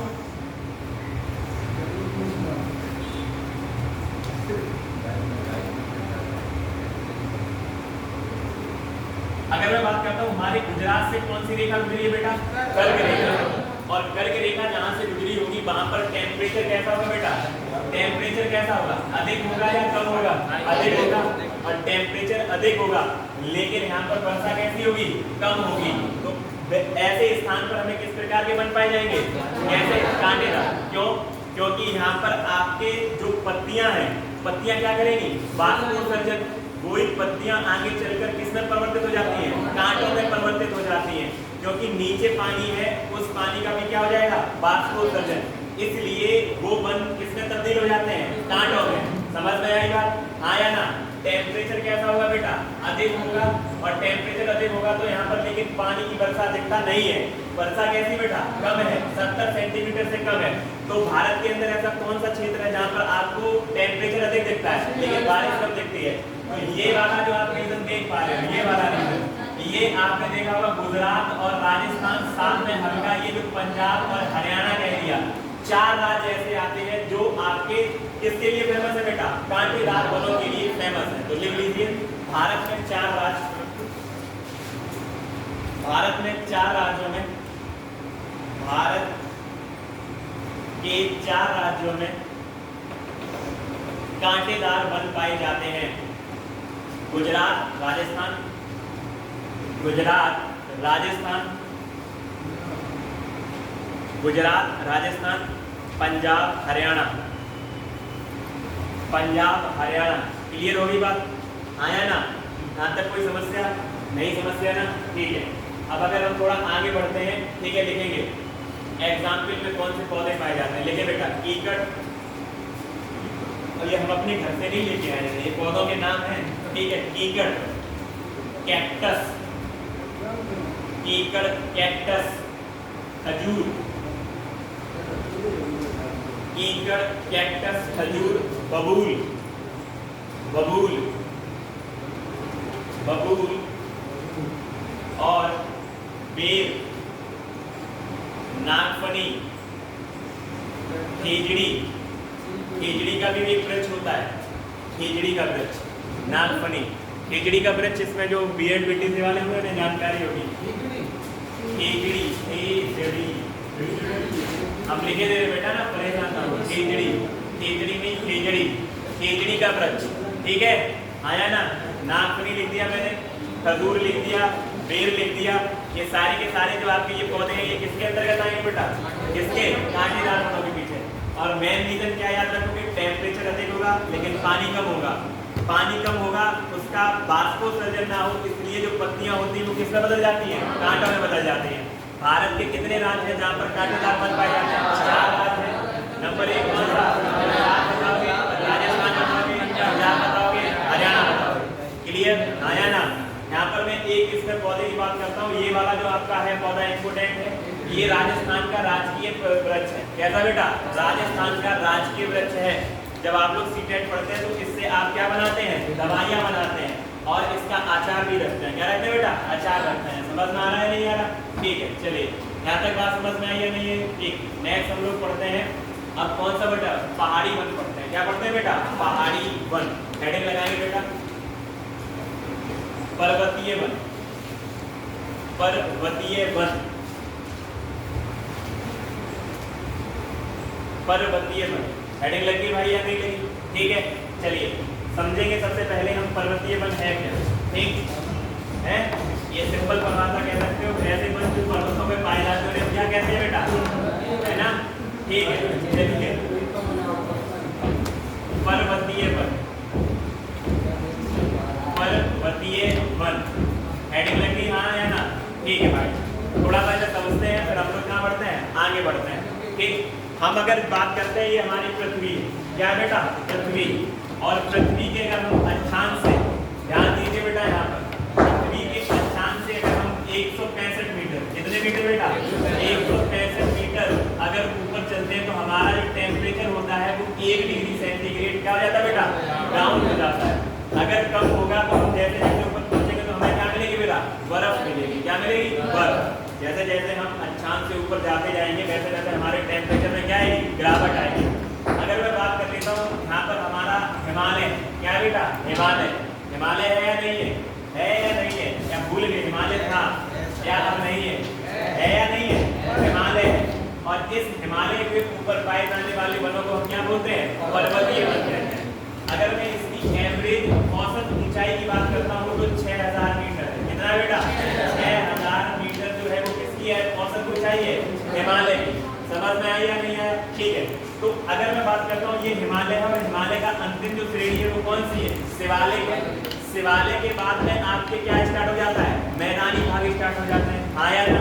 ये हम सब पहले पढ़ चुके हैं। ये हमारा जो शिवालिक है, शिवालिक के बाद में हमारा मैदानी भाग स्टार्ट हो जाता है, और मैदानी भाग जो स्टार्ट होता है जैसे हम क्या बोलते हैं? तलहटी क्षेत्र कहते हैं। क्या कहते हैं बेटा? तलहटी क्षेत्र। तलहटी क्षेत्र से लेकर 1500 मीटर तक, कहाँ बताओ बेटा? 1500 मीटर तक आपके जो वन पाए जाएंगे, इसे हम कैटेगरी करेंगे क्योंकि इसकी टोटल ऊंचाई कितनी है? 6000। पाए जाते हैं, इसलिए किस रीजन में कौन से पौधे पाए जाएंगे उनको हम समझते हुए चलेंगे।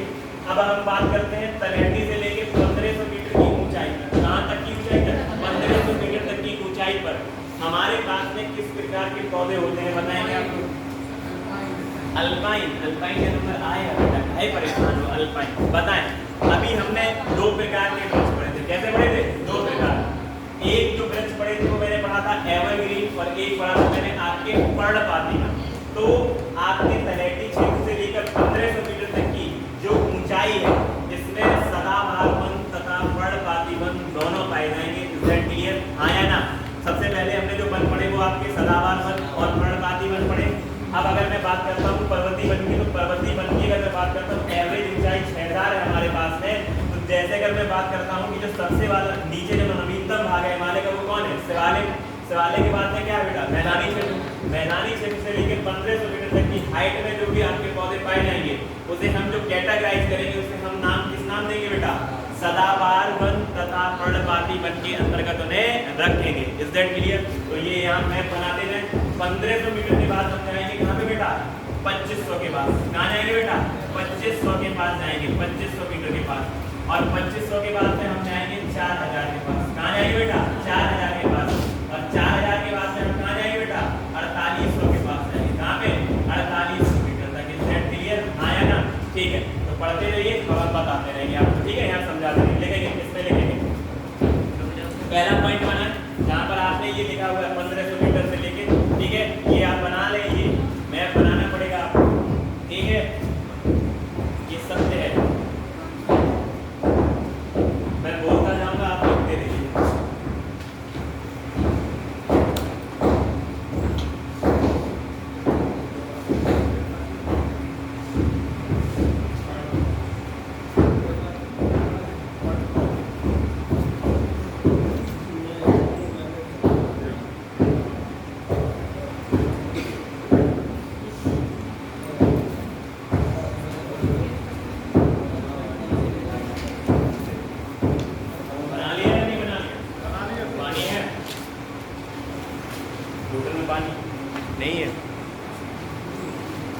देखो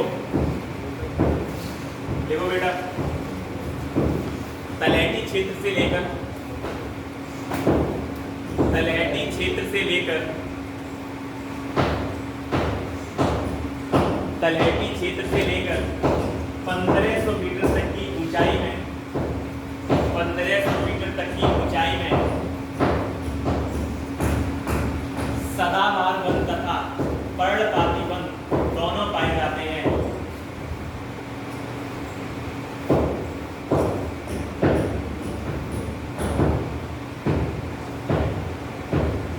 सदाबहार वन तथा पर्णपाती वन दोनों पाए जाते हैं। Is that clear?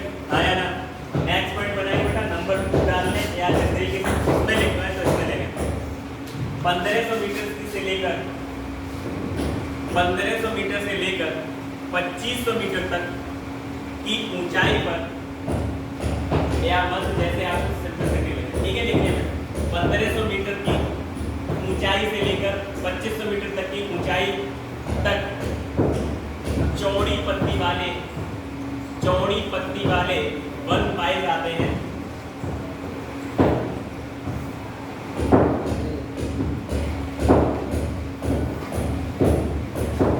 कैसे पत्ती वाले वन पाए जाते हैं? चौड़ी पत्ती वाले वन पाए जाते हैं। नंबर उसमें एग्जाम्पल में लिखें, क्या लिखेंगे? लिखें बेटा, देवदार का वृक्ष, देवदार का वृक्ष और ओक का वृक्ष, ओक, देवदार का वृक्ष और ओक, ये लिखिए बेटा, ओक का वृक्ष, ठीक है, ओक का वृक्ष। क्लियर हो गया? ठीक है, नेक्स्ट लिखेंगे बेटा 2500 मीटर से लेकर 4000 मीटर के मध्य शंकुआधारी वन पाए जाते हैं।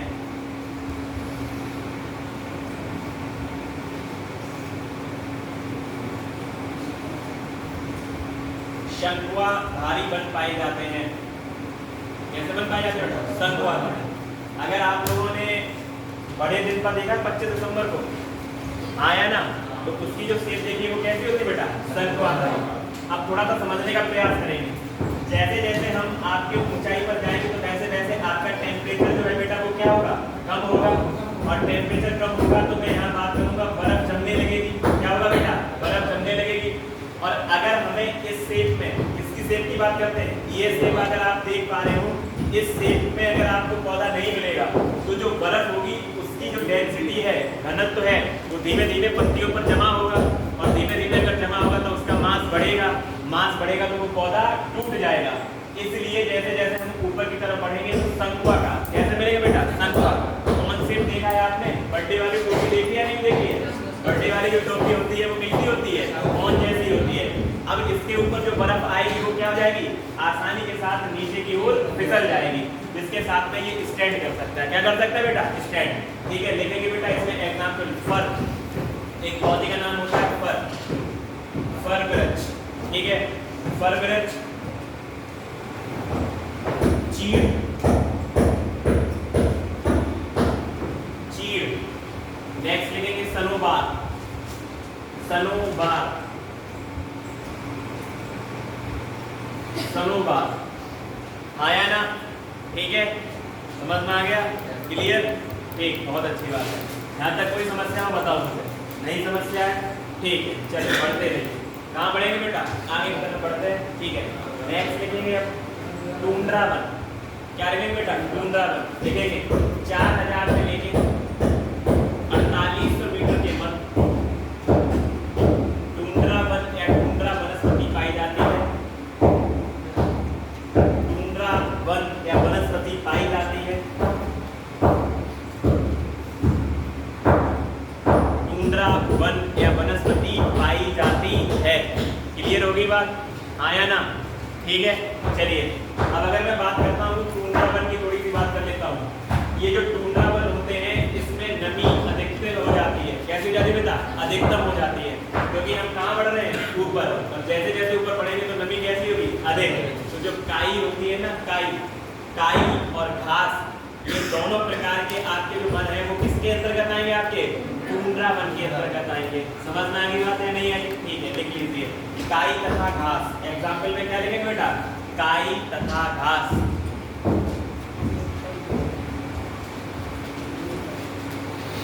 हो गया भाई? ठीक है, जो आपका इसमें एक टॉपिक बचता है मैंग्रोव वन। क्या बचता है बेटा? Mangrove one. हेडिंग लगाएंगे लास्ट, और आपकी जो वनस्पति है फॉरेस्ट को फिनिश हो जाएगा।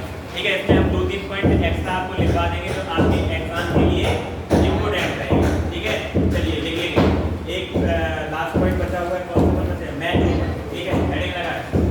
क्या है? मैंग्रोव वन, मैंग्रोव,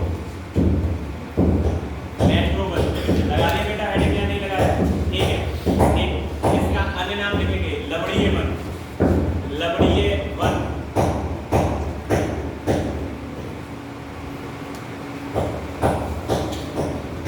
नोट करके लिखेंगे इन वनों का निर्माण, इन वनों का निर्माण नदियों के द्वारा बनाए गए, नदियों के द्वारा बनाए गए डेल्टा तथा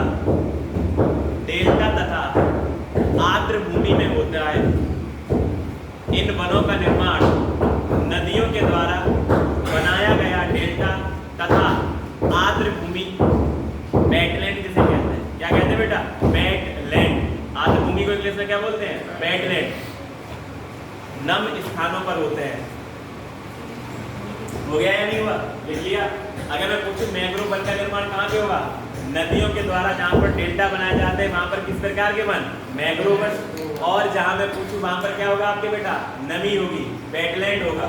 समझ में आ रहा है नहीं आ रहा? ठीक है, अगर मैं अच्छा एक क्वेश्चन पूछ लेता हूँ आपसे, जो वेटलैंड है, वेटलैंड से संबंधित एक कन्वेंशन है, क्या कोई बता सकता है कौन सा है?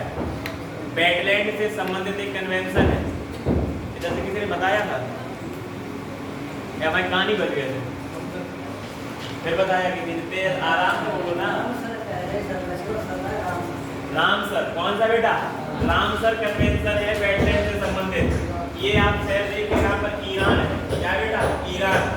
ईरान में एक शहर जगह पड़ती है जिसका नाम है में रामसर, कौन सा बेटा, रामसर। ये कन्वेंशन जो हुआ था वो वेटलैंड से संबंधित है। 2 फरवरी 1971 में आज के ये कन्वेंशन हुआ था। समझ में आई बात है नहीं आई? 2 फरवरी 1971 में रामसर कन्वेंशन हुआ था। इसका संबंध किससे है बेटा, वेटलैंड से है। इसीलिए 2 फरवरी को हम आर्द्र भूमि नमभूमि दिवस मनाते हैं। ये हो गई बात, आया ना, ठीक है। अब मैं पूछ रहा हूँ मैंग्रोव वन का निर्माण कहाँ होता है? नदियों के द्वारा जो डेल्टा बनाए जाते हैं, या आप बताओगे आर्द्र भूमि पर जो भी वन पाए जाते हैं या जो भी वनस्पति पाई जाती है उसे हम क्या कहते हैं, मैंग्रोव वन। इनमें आपकी लवणता, क्या बताओ बेटा, लवणता को धारण करने की क्षमता अधिक होती है। क्योंकि अगर मैं बात करता हूँ तटीय मैदान होते हैं, तटीय मैदान पर आपके क्या टकराएगा, यहाँ पर पानी टकराएगा, और ये पानी किसका होगा, समुद्र का। समुद्र का पानी कैसा होता है, खारा होता है। कैसा होता है बेटा, खारा। NaCl सोडियम क्लोराइड उच्च क्षार और उच्च लवण होता है। क्या होता है बेटा, उच्च क्षार और उच्च लवण। अगर मैं Na और किसकी बात करता हूँ बेटा, Cl की, तो ये आपको बता सकता है, कोई रिएक्शन बना सकता है इसकी? अगर मैं NaCl आपसे करवाऊँ तो NaCl बना के दिखा सकता है?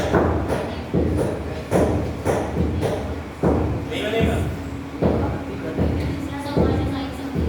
प्लस और आयन ना, अगर मैं ये लिखूं Na+HCl, अब बन जाएगा ये है, तो H कहाँ चला जाएगा, उड़ जाएगा। H आयन को त्याग देते हैं, क्या करते हैं, ये त्याग देते हैं। समझ में आ रहा है? ठीक है, जब उसके पढ़ाएंगे तब, लेकिन इतना एसएससी है नहीं कि तुम ये सब सीखो। यहाँ तक बात समझ में आया नहीं आया? ठीक है, चलिए हम थे यहाँ पर, अब इसी बात को समझिए।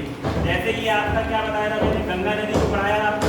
ये गंगा नदी आई, आगे गंगा नदी, इधर से कौन आते हैं, ब्रह्मपुत्र। और ब्रह्मपुत्र और गंगा नदी आपके जहाँ मिलती हैं वहाँ डेल्टा का निर्माण करती है। किसका निर्माण करती है, डेल्टा। और उस डेल्टा को हम क्या कहते हैं, सुंदरबन डेल्टा कहते हैं बेटा। क्या कहते हैं, सुंदरबन डेल्टा। और सुंदरबन डेल्टा पे ही आपका क्या पाया जाता है बेटा, सुंदरी वृक्ष पाए जाते हैं। क्या पाए जाते हैं, सुंदरी वृक्ष। समझ में आया नहीं आया? और सर्वाधिक भारत के अंदर आपके जो मैंग्रोव वन है वो कहाँ पाए जाते हैं, पश्चिम बंगाल। कहाँ बताओगे बेटा, पश्चिम बंगाल। और उसके बाद गुजरात। कहाँ बताओगे बेटा, गुजरात। क्योंकि गुजरात में आपके क्या है, दलदली एरिया है। क्या है बेटा, कच्छ का रण है ना, वहाँ दलदल है या नहीं है? ठीक है, क्लियर होगी बात है। नेक्स्ट पॉइंट देखो, भारत में सर्वाधिक मैंग्रोव वन, भारत में सर्वाधिक मैंग्रोव वन पश्चिम बंगाल में पाए जाते हैं। और उसी पश्चिम बंगाल में कौन रहता है, रॉयल टाइगर रहता है। समझ में आ रहा है नहीं आ रहा? एक बंदर रहता है जिसका नाम है बटाया। क्या बंदर है, बटाया। ठीक है, सर्वाहारी है, उसे मौका मिलता है मछली का भी नाश्ता मार देता है। ठीक है, और केला का भी नाश्ता करता है। समझ में आ रहा है नहीं आ रहा? ठीक, चलिए आगे लिखेंगे बेटा। क्या लिखा आप लोगों ने,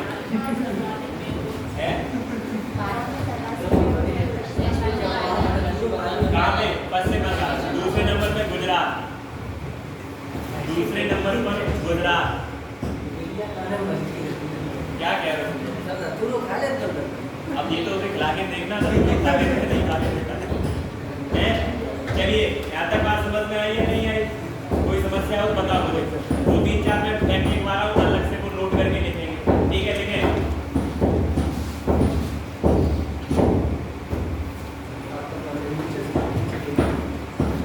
लिखोगे बेटा, भारत की पहली वन नीति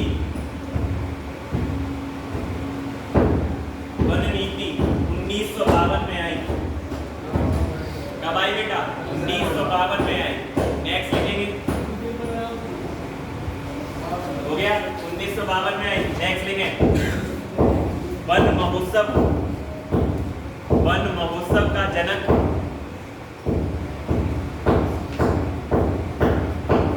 के.एम. मुंशी को कहा जाता है। के.एम. मुंशी, के.एम. भी नहीं लिख पाते हुए बंदरों जैसे देखने लगते हो। के.एम. मुंशी को कहा जाता है।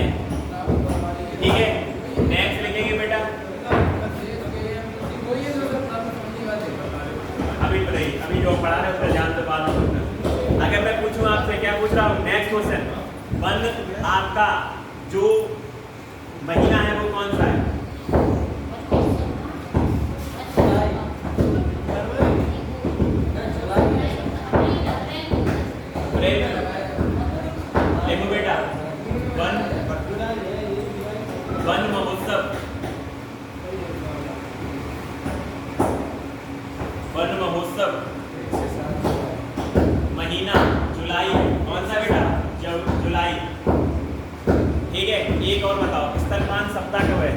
स्तनपान सप्ताह या महीना सितंबर।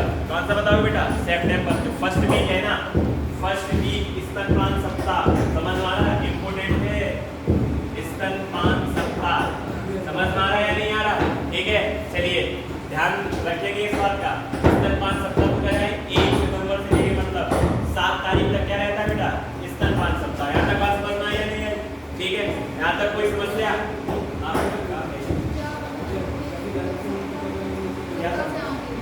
सप्ताह से आगे ये लिखना है बेटा आगे। तो कौन सा वाला सप्ताह लिख रही हो? हाँ तो ये लिखा है नहीं, ये ना सितंबर का सप्ताह, पहला सप्ताह है ना। ध्यान दिया करो बेटा, है ना पढ़ाई पे। ठीक है, ठीक, यहाँ तक बात समझ में आई या नहीं आई? अब हेडिंग लगाएंगे मिट्टी। मिट्टी मिट्टी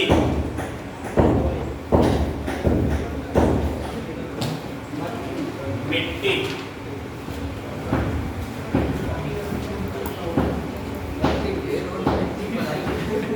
ठीक है, हेडिंग लगी मिट्टी। चलिए मिट्टी की वजह आपको पता है परिभाषा क्या होती है मिट्टी की?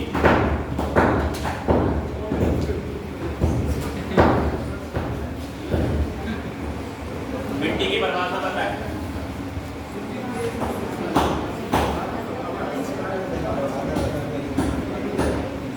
मिट्टी की परिभाषा बताओ। मिट्टी संसार है, ये तो कम से कम कह सकते हो, नहीं कह सकते हो? है इतना तो प्रवचन तुम्हें पता होगा। दुनिया एक दिन क्या हो जानी है? मिट्टी हो जानी है ना। तो वो वाली परिभाषा मत बताओ, बताओ जयप्रकाश। हाँ तो परिभाषा बताओ बेटा। है पता नहीं?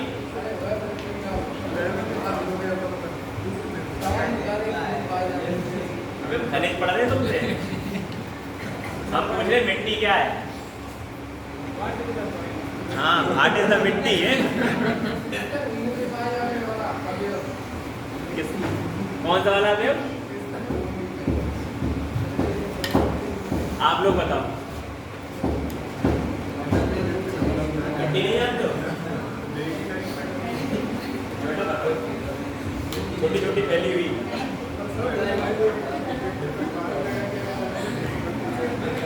चलिए नहीं समझ में आ रहा कि मिट्टी है क्या? मिट्टी कितने प्रकार की होती है?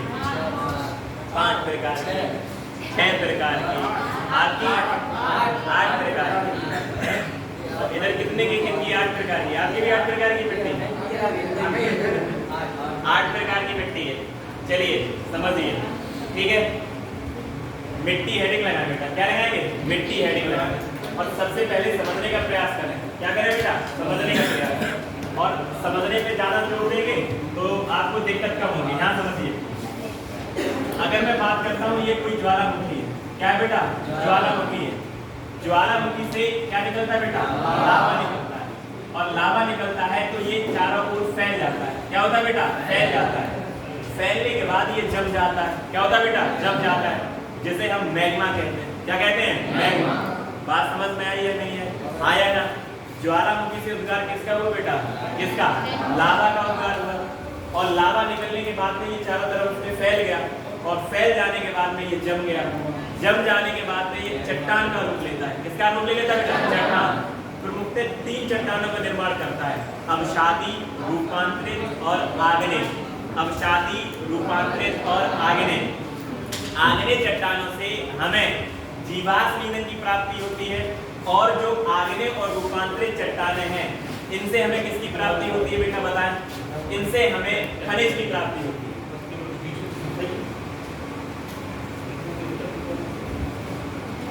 कंटिन्यू करें, ठीक है। हाँ, ज्वालामुखी से क्या निकला? लावा। लावा निकलने के बाद में वो ठंडा हुआ, क्या बन गया? मैग्मा। मैग्मा बनने के बाद में क्या बन गई? चट्टान। प्रमुखतः कितनी चट्टानें? 3 चट्टानें। आग्नेय, रूपांतरित और अवसादी। 3 चट्टानें बनी। हाँ या ना? अब जहाँ पर ये चट्टानें बनी थी, क्या बनी बेटा? चट्टानें। चट्टानों के पास में यहाँ थोड़ा समझिए, ये कोई चट्टान थी। यहाँ पर आपका सूरज है। क्या बेटा? सूरज। ध्यान देना, यही आपका फैक्ट है और इसी चीज को समझना है। सूरज से हमें क्या मिल रहा है? टेम्परेचर मिल रहा है। क्या मिल रहा है बेटा? टेम्परेचर। ये किसी न किसी चट्टान के ऊपर गिरेगा। गिरेगा या नहीं गिरेगा? जब ये चट्टान पर पड़ेगा तो यहाँ टेम्परेचर बढ़ेगा बेटा। क्या होगा? टेम्परेचर बढ़ेगा। टेम्परेचर जब बढ़ेगा तो एक प्रोसेस होता है जिसे बोलते हैं वेदरिंग। क्या बोलते हैं बेटा? वेदरिंग, जिसे हम हिंदी में कहते हैं अपक्षय। क्या कहते हैं बेटा? अपक्षय। तो जब ये टेम्परेचर इस चट्टान के ऊपर पड़ा तो दिन में ये क्या होगी? गर्म, रात में क्या होगा? ठंडा। एक निश्चित लंबे समय तक की प्रक्रिया चलने के बाद में ये चट्टान टूट जाएगी। क्या हो जाएगी बेटा? टूट जाएगी और छोटे छोटे कणों में विभक्त हो जाएगी। समझ में आया नहीं आया? और छोटे छोटे विभक्त में, छोटे छोटे कणों के रूप में विभक्त होने के बाद में मिट्टी का रूप ले लेती है। किसका रूप ले लेती है? मिट्टी का। ऐसी पूरी प्रोसेस को ही हम क्या कहते हैं बेटा? मिट्टी कहते हैं। अब क्वेश्चन आपसे एक बार ये पूछा गया, मिट्टी के लिए अपक्षय जिम्मेदार है या अपर्दन जिम्मेदार है? तो दिमाग में क्या बताओगे बेटा? अपक्षय, वेदरिंग। अब आप जब डिटेल से पढ़ोगे तो ये वेदरिंग 3 टाइप का होता है। आपका फिजिकल होता है, आपका केमिकल होता है, बायोलॉजिकल होता है। समझ में आ रहा है नहीं आ रहा? अब फिजिकल का मतलब क्या होता है?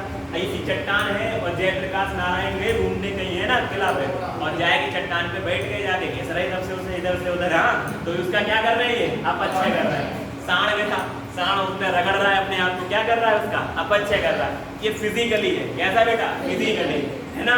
समझ में आया नहीं आया? अब हम तुम्हें इसमें और बता दें, ठीक है? पृथ्वी होती है हमारे पास।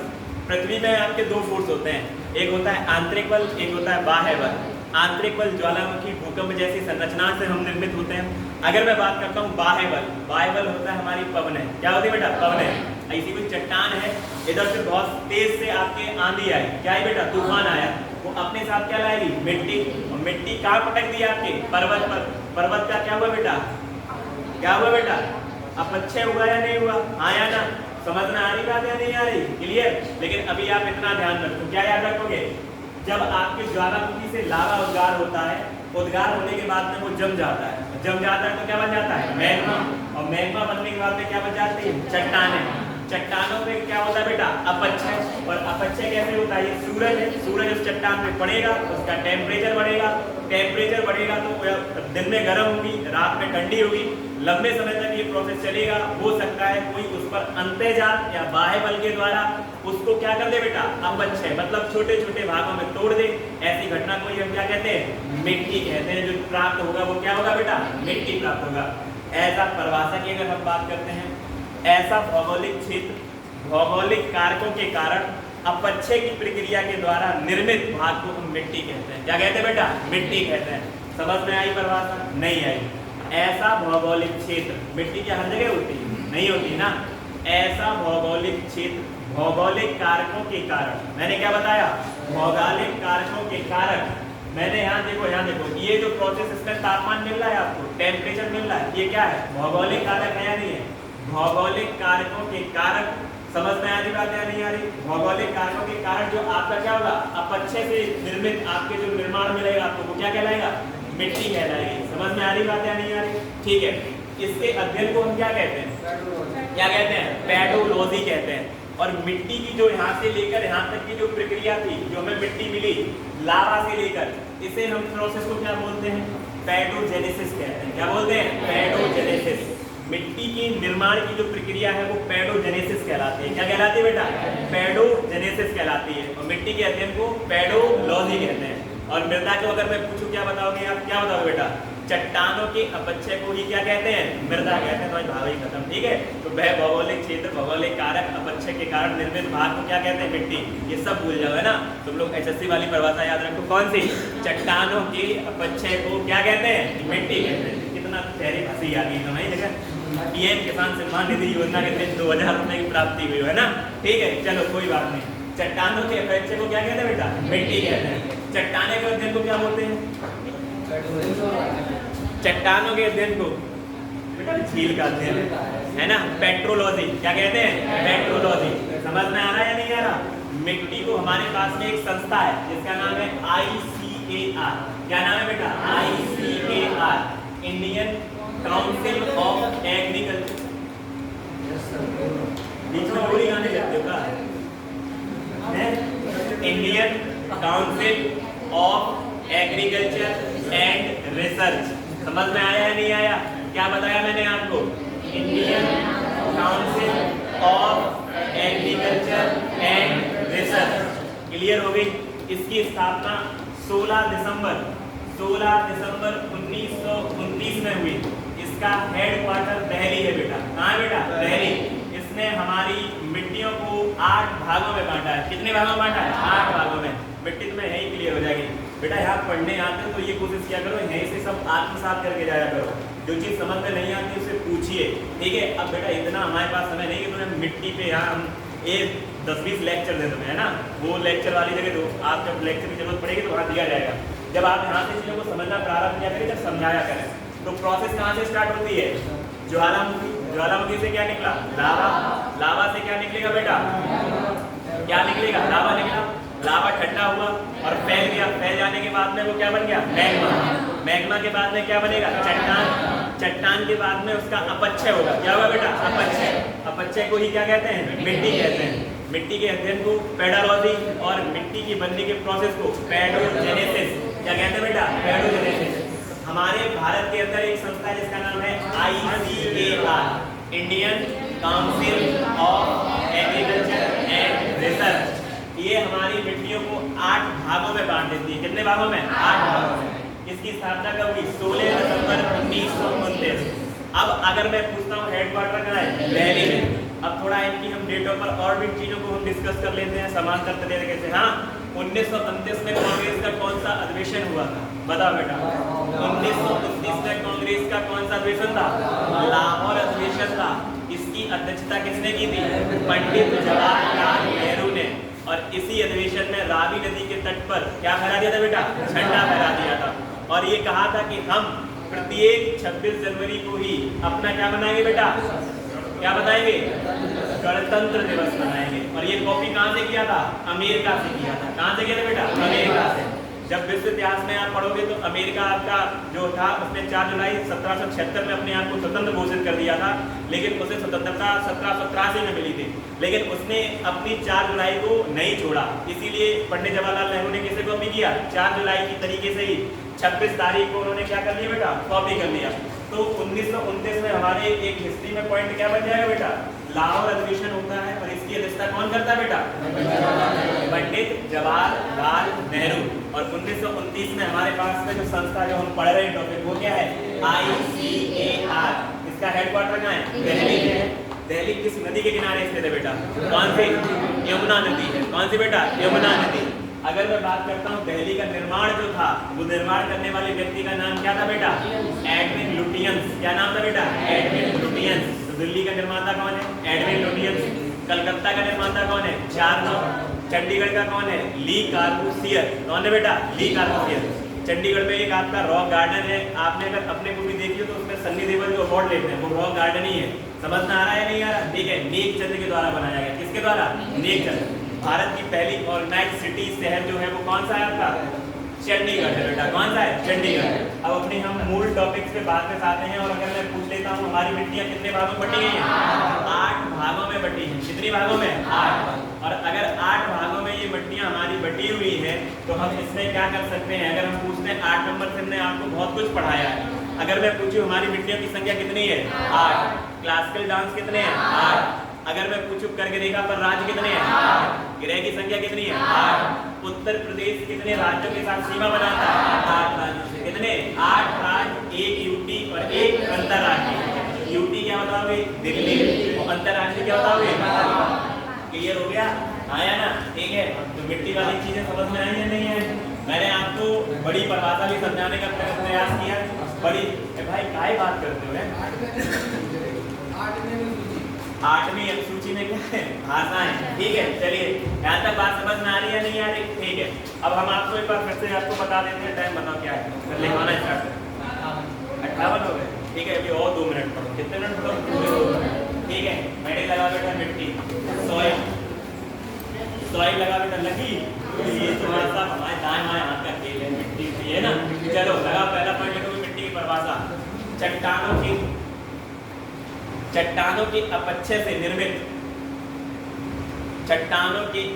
से निर्मित भाग को मिट्टी कहते हैं।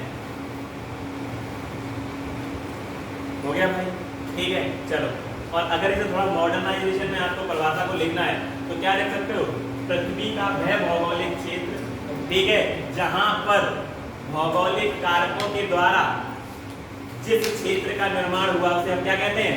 मिट्टी कहते हैं। ठीक है, हाँ या ना? ठीक, छूट गया ऐसा नहीं छूट गया बेटा, तुमने तो भूले भी नहीं है। ठीक है, तो मिट्टी हेडिंग हो गई। लिखो, मिट्टी के अध्ययन को पेडोलॉजी कहते हैं।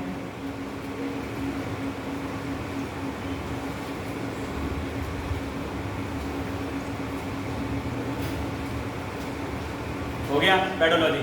मिट्टी के निर्माण की प्रक्रिया को पेडोजेनेसिस कहते हैं। पेडोजेनेसिस कहते हैं।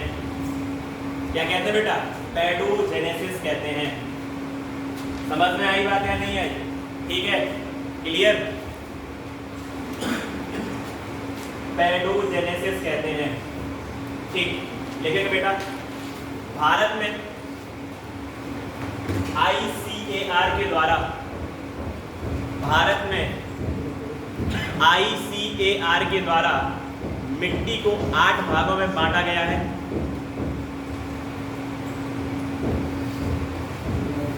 अब यहीं रोक दो। ICAR हेडिंग लगा लो इस तरीके से, इसकी फुल फॉर्म लिखो ICAR। ठीक है, लिखोगे Indian council of agriculture, Indian council of agriculture and research. लिख लिया फुल फॉर्म? आया ना? ये फुल फॉर्म ही पूछा गया है एग्जाम में। Indian council of agriculture and research. स्थापना लिखेंगे 16 दिसंबर 1929। 16 दिसंबर 1929।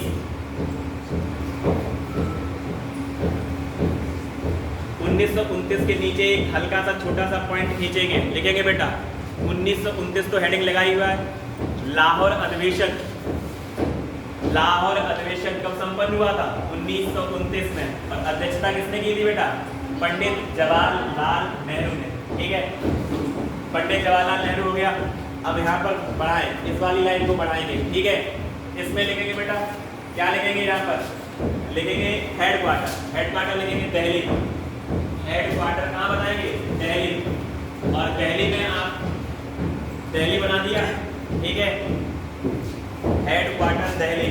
दिल्ली से नीचे छोटा सा पॉइंट खींचेंगे। दिल्ली किस नदी के किनारे है बेटा? यमुना नदी के किनारे। किस नदी के किनारे बेटा? यमुना नदी। यमुना किसकी सबसे लंबी सहायक नदी है? गंगा। और यमुना की सबसे लंबी सहायक नदी चंबल। कौन सी बेटा? चंबल।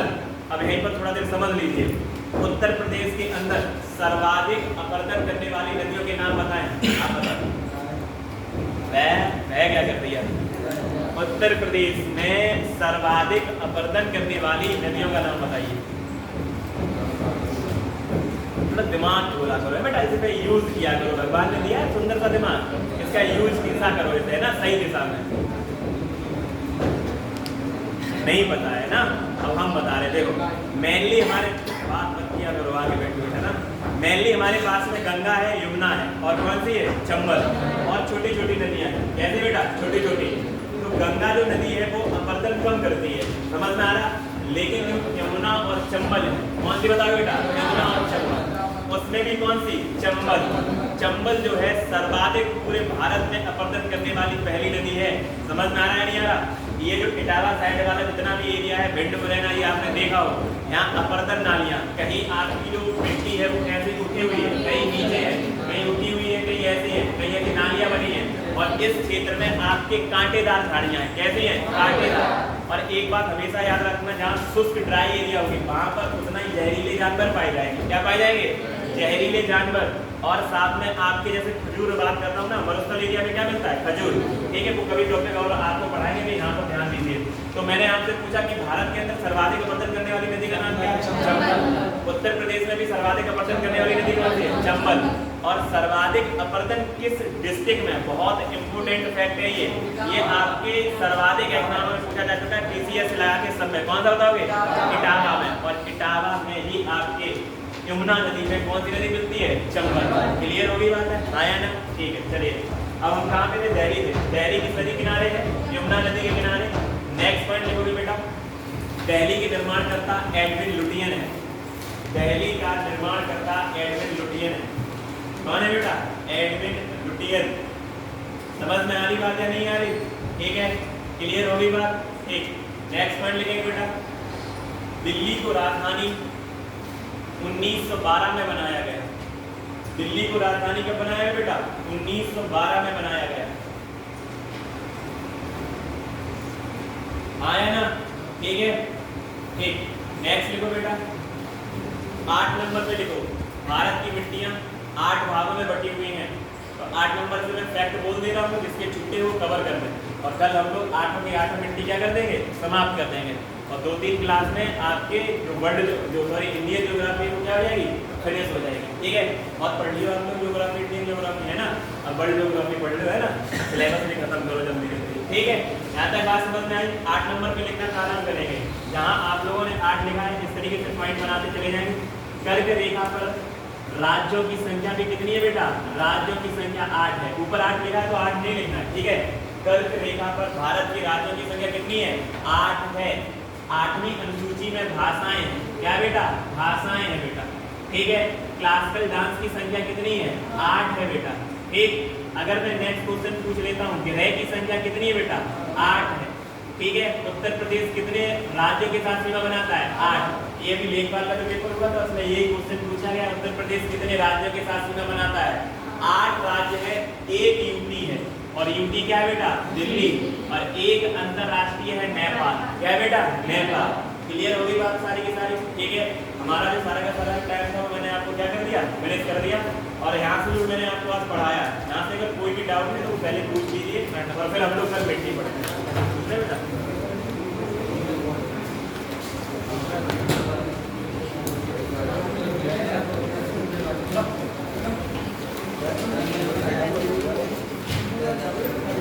नहीं पूछना तो